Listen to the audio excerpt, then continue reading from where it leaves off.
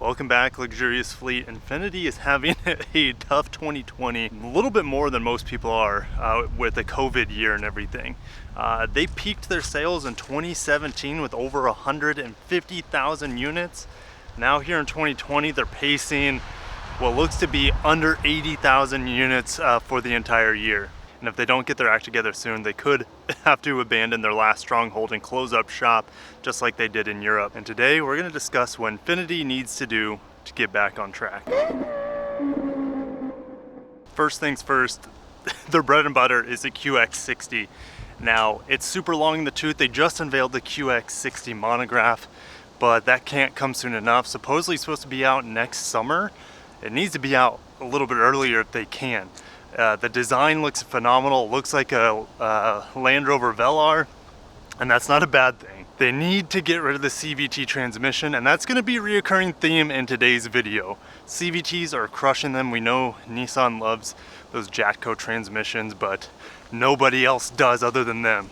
Powertrains, they need to hit hard here. They need to have the twin turbo V6 options that we see in the Q60 and the Q50. 300 horsepower and 400 horsepower variants. They need to go toe-to-toe with the upcoming MDX. That's probably its #1 rival. You could say the Audi Q7 and maybe the some of the Mercedes products, but really the MDX is its #1 competitor. And the fact that the MDX is coming out early next year, the redesigned MDX, and they're going to have a Type S variant with 355 horsepower, they got to have a red sport QX60 with 400 horsepower. Ditch the CVT. I don't know if they can put the 9-speed transmission in there because that, like we see in the Titan and the upcoming Frontier, I'm pretty sure that's a rear-wheel drive setup sort of transmission, so I don't know if they'll be able to fit that into the upcoming QX60. QX50 still looks great. It's been on the market a couple years now. Love the engine, love the variable compression turbo in it, the VC turbo. Good power, good torque, good passing power, good acceleration once you're up to speed, but man, is just not good enough in my opinion. CVT kills the entire vehicle for me. And then the upcoming QX55, maybe they can fix the CVT transmission in it. Maybe they make it a little bit more responsive off the line, but I don't have high hopes for it. They need to fix that though. Put a real transmission in the QX50, QX55 that's upcoming, and no one really asked for a QX55. It's going to be a great looking coupe-like SUV, but it's not what people have asked for, and it's not really what people are looking for in my opinion. Now the QX80 has been around forever now. They don't really need to change much about it. They just kind of gave it some updates, some more packaging differentiations for the 2021 model year. And I think that's going to help give them a lot more features at a lower price point for the QX80. But in my opinion, they don't need to change much. It's kind of a winning formula for them. It's like a Lexus LX competitor, but for a lot less money. So they don't really need to change much. And like I said, they updated it enough for 2021 to continue to sell a lot of units. Now the QX30 was canceled. What, gosh, was it 2019? That was a joint vehicle with Mercedes and the GLA. Now Mercedes is still selling the GLA, but the QX30 really did fail for Infiniti. Now, I feel like they need a replacement for it. They need to have a small compact crossover, I should say subcompact crossover, to fight the likes of the Lexus UX. Now, Acura really doesn't have anything here in the States to compete with that, but it is a big selling market. You know, the BMW X1, you also have, like I said, the Mercedes GLA. That is a big market, and they could have a unique product in there to compete against that and the Lexus UX, but they've been killing off models. The Q70's gone, the QX30's gone, QX70 is gone, but they're adding the QX55.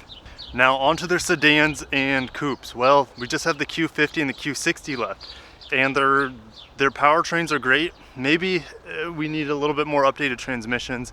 I believe we still have the 7-speed transmissions in those models. It would be nice to get the 9-speed transmission in them if we could. Interiors on them, technology on them, and that's a lot of Infiniti, is outdated. It's not just the sedan and the coupe, but the technology in general on all Infiniti models is outdated. They need to have a huge revamp when it comes to infotainment systems, materials, just overall layout and design. They need a revamp there. But the Q50 being the only sedan left in the lineup, I don't think is a bad thing.